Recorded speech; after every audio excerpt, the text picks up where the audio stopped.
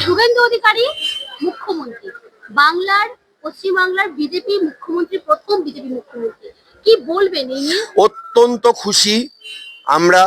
আমি এই মানুষটা, তার যে লড়াই অন্যায়ের বিরুদ্ধে, তার যে লড়াই তৃণমূলের নোংরামির বিরুদ্ধে, তার যে লড়াই মানে চাকরি চুরির বিরুদ্ধে, স্বাস্থ্যমন্ত্রী মানে স্বাস্থ্য দপ্তরের দুর্নীতির বিরুদ্ধে, ফায়ার দপ্তরের দুর্নীতির বিরুদ্ধে, এই লড়াইকে বাংলার মানুষ সম্মান জানিয়েছে। দেয়াল লিখনটা স্পষ্ট হয়ে গেছিল 2021-এই, যখন নন্দীগ্রামে তিনি রাজ্যের প্রাক্তন মুখ্যমন্ত্রীকে হারিয়েছিলেন। এবং এবার শুধু নন্দীগ্রামে জয় নয়, ভবানীপুরে স্বয়ং খোদ মুখ্যমন্ত্রীর ডেরায় ঢুকে তাকে 15,000 ভোটে হারালেন। এ বাংলার মানুষ তাকে উজাড় করে তাদের আশীর্বাদ ঢেলে দিয়েছেন এবং তার প্রতি মানুষের যে প্রত্যাশা, সেই প্রত্যাশা আগামী 5 বছরে বাংলার মানুষ দেখতে চায়। এই যে মুখ্যমন্ত্রী, প্রাক্তন মুখ্যমন্ত্রী মমতা বন্দ্যোপাধ্যায়কে এইভাবে হারালেন শুভেন্দু অধিকারী, এই মুখ্যমন্ত্রী যে প্রাক্তন মুখ্যমন্ত্রী মমতা বন্দ্যোপাধ্যায়, তিনি তো শুভেন্দু অধিকারীকে ছোট বড় অনেক কথা বলেছিলেন একসময়। রাজনীতিতে থাকলে ছোট বড় অনেক কথা বলতে হয়, কিন্তু কথা বলে যে কিছু হয় না রাজনীতিতে, সেটা মানুষ বুঝিয়ে দিল। আমি আপনাকে বলছি, বিজেপির অনেক নেতা নেত্রী তারা অনেক পরিশ্রম করেছেন, কিন্তু তাদের প্রচারে সেরকম ভাবে মানুষকে দেখতে পাওয়া যায়নি।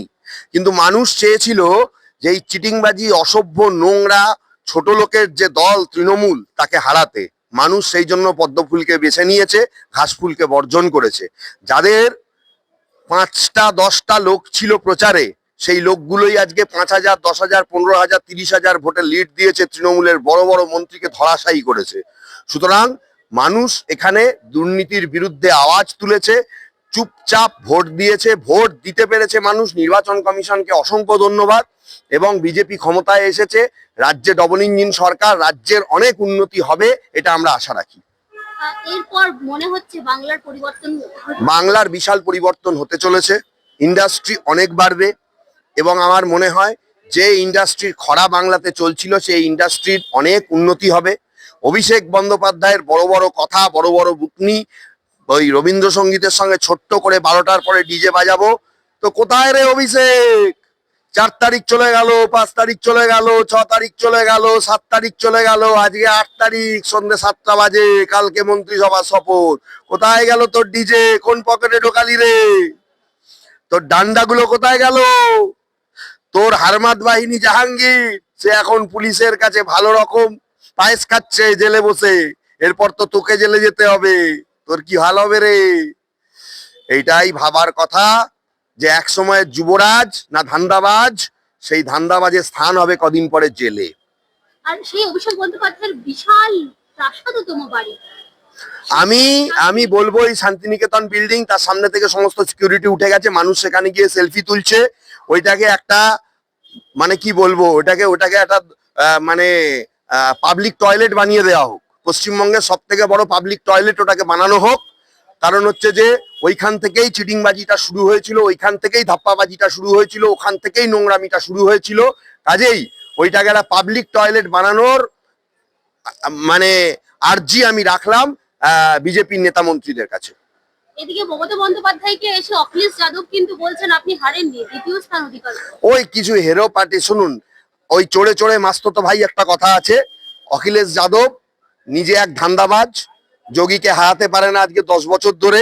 সে আবার এখানে এসে বড় বড় কথা বলে। আগে নিজের জায়গায় জিতে দেখা, তারপরে পশ্চিমবঙ্গে এসে তোর বড় বড় ডায়লগ দিবি। ওই কালীঘাটে 10টা লোককে বলে তুই পশ্চিমবঙ্গের মানুষের দিল তুমি জিততে পারবে না। আর ইন্ডি পিন্ডি হিন্দি জোটে মমতা বন্দ্যোপাধ্যায়কে তখন কি তোমরা নেতা করবে? তখন তো তুমি বলবে তোমার কতগুলো বিধায়ক আছে, আমার কতগুলো এমপি আছে, তখন তো সেই হিসাবে যাবে। আবার কেউ বলবে জয় মহারাষ্ট্র, কেউ বলবে জয় কেরালা, ঠিক আছে? সুতরাং ওই ইন্ডি পিন্ডি চটকে যাবে। বিজেপি এখন ভারতবর্ষের ক্ষমতায় আরো 25 বছর থেকে 30 বছর থাকবে। সুতরাং অখিলেশ যাদব এখানে কিছুই করতে পারবে না, তার রোল জিরো। মমতা ব্যানার্জি তো জিরো হয়েই গেছে 4 তারিখের পর থেকে। এবারে বাংলায় প্রথম উপমুখ্যমন্ত্রীর পদে দুজনকে রাখা হয়েছে, দিলীপ ঘোষ এবং অগ্নিমিত্রা পল। এই বিষয়ে আপনি কি মতামত? আমি মনে করি যে যথেষ্ট ভালো। কারণ হচ্ছে যে একজন মুখ্যমন্ত্রী, তাকে পুরো রাজ্যটা সামলাতে হয়।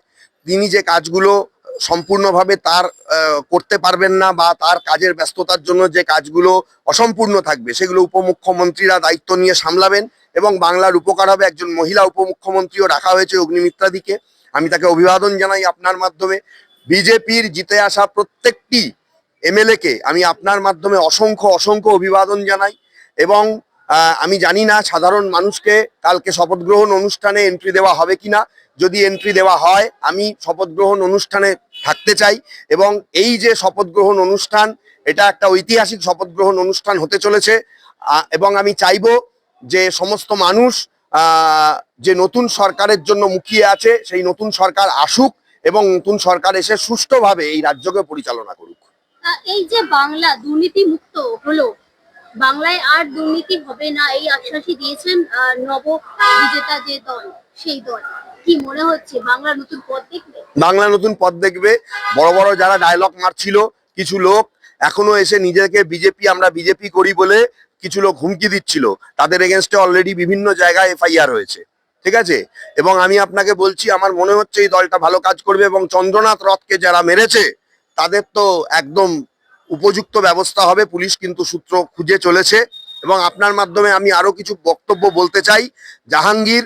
জাহাঙ্গীরের লোক একজন বিধবা মহিলা, তাকে এসে বলেছিল আমার দামে তোমার জমি আমার লোককে আমার ঠিক করা দামে বিক্রি করতে হবে। তা আমি বলতে চাই, তোর সেই লোক পালিয়ে গেল কেন? তোর তো পার্টি অফিসের সামনে লোকে তো এখন মানে দাঁড়িয়ে নৃত্য করছে, তুই পালিয়ে গেলি কেন রে পাগলা জাহাঙ্গীর? তুই এখন তো ভালো করে একটু আদর খেয়ে নে, তোর নামে 70টা কেস আছে, এফআইআর আছে, তার মধ্যে অনেকগুলোই বেল নিসনি। তুই তো ভেতরে ঢুকে গেছিস, 10 বছরও বেরোবি কিনা সন্দেহ। এবার তোর ওপর যে তোর বাবা ছিল, যে বলতো নাকি দিল্লি থেকে কোন বাবা এসে বাঁচাবে, তার ভেতরে ঢোকার অপেক্ষা, খুব তাড়াতাড়ি আমরা সেটাও দেখতে পাবো। মমতা বন্দ্যোপাধ্যায় যখন গদি ছাড়লেন না, মানে এখনো তো উনি ইস্তফাই দেননি। উনি ইস্তফা দেননি, কালকে রাজ্যপাল মন্ত্রিসভাকে ভেঙে দিয়েছে, মন্ত্রিসভা ডিফাঙ্ক্ট। এবং একজন আইনের ছাত্র হিসাবে, আইনজীবী হিসাবে আমি এইটুকু বলবো যে যতটুকু আমি আইন জানি, কনস্টিটিউশনাল প্রভিশন অনুযায়ী তিনি গদি না ছাড়লেও রাজ্যপাল যেহেতু ভেঙে দিয়েছেন মন্ত্রিসভা, তিনি মন্ত্রিসভার হেড, মানে এটা হয়েছে তাকে পদত্যাগ করিয়ে দেওয়া হয়েছে।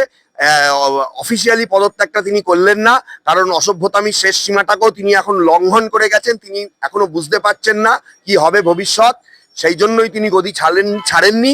আর বাউন্স ব্যাক, তোমার চিটিংবাজি যা দেখে নিয়েছে বাংলার মানুষ, তোমাকে বাউন্স ব্যাক করার কোনো সুযোগ বাংলার মানুষ আর দেবে না। এটা অন্তত আমি আপনার মাধ্যমে বলে দিতে চাই তৃণমূল সুপ্রিমোকে। তৃণমূল সুপ্রিমোই বলতে হবে, এখন আমার আপনার আর 5টা সাধারণ মানুষের সঙ্গে তার কোনো পার্থক্য নেই। তিনিও একজন সাধারণ মানুষ, তিনি প্রাক্তন হয়ে গেছেন 4 তারিখের পরই, এবং মন্ত্রিসভা ভেঙে দেওয়ার পর থেকে তিনি এখন আর কেয়ারটেকার গভর্নমেন্টের হেডও নন। সুতরাং এখন তিনি একজন সাধারণ মানুষ। এরপরে তিনি যদি বাউন্স ব্যাক করতে চান, কি করবেন সেটা তার রাজনৈতিক পরিস্থিতি অনুযায়ী বিচার হবে, কি হবে সেটা বাংলার মানুষ দেখে নেবে। তবে চিটিংবাজ তৃণমূলকে আর আনবে বাংলার মানুষ বলে ভবিষ্যতে আমার মনে হয় না। আমার মনে হয় তৃণমূল দল আর থাকবে না।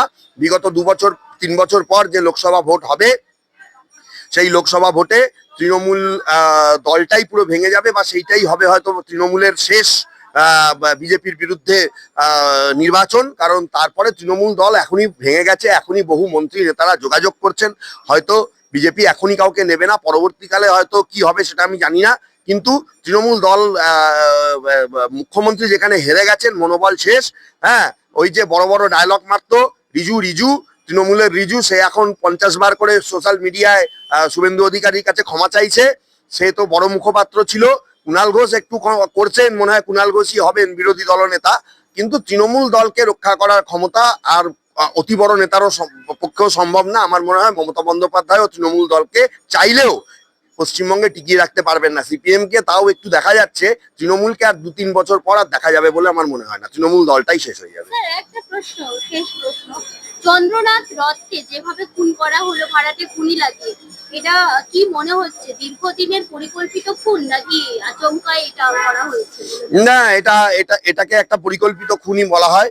কারণ হচ্ছে মনে হচ্ছে, এবং এটা তৃণমূল হারমাত বাহিনীরা বাইরে থেকে গুন্ডা লাগিয়ে করেছে। চন্দ্রনাথ রথই যখন গন্ডগোল হয়েছিল সারা রাত ইভিএম পাহারা দিয়েছিল, শুভেন্দু অধিকারীকে ফোন করেছিল, শুভেন্দু অধিকারীর সঙ্গে তার একটা ইন্টিমেসি, অনেক দিনের যোগাযোগ, সেইটাকে এখন শুভেন্দু মুখ্যমন্ত্রী হচ্ছে, শুভেন্দুর ওপরে কিছু করতে পারছি না, তার ডান হাতকে ভেঙে দাও, গুঁড়িয়ে দাও, এইটার জন্য। কারণ চন্দ্রনাথ রথ, আমি আপনাকে বলছি, আমার জানা আপনাদের অনেক সাংবাদিক তাদেরকেও তৃণমূলের গুন্ডা এবং হারমাত বাহিনীর অত্যাচার থেকে বিভিন্নভাবে সাবধান করে বাঁচিয়ে দিয়েছিল। এটা একটা ক্ষোভ ছিল চন্দ্রনাথ রথের ওপরে অনেক তৃণমূলীর, মানে তৃণমূল যারা একদম মানে হচ্ছে নিজের ধান্দার জন্য করে আর কি। তারপরে ভবানীপুরে হেরে যাওয়া অনেকে তাকে দায়ী করছেন। চন্দ্রনাথ রথ একজন ভালো মানুষ এবং হচ্ছে যে তিনি একদমই আপলিটিক্যাল লোক ছিলেন, শুভেন্দু অধিকারীর সঙ্গে ছিলেন, তার মানে এই নয় যে তিনি কোনো দলের লোক ছিলেন। কিন্তু তাকে যারা মারলো, আমার মনে হয় তাদেরকে খুঁজে খুঁজে খুঁজে শুধু জেল না, তাদেরকেও উচিত নিকেশ করে দেওয়া। ধন্যবাদ।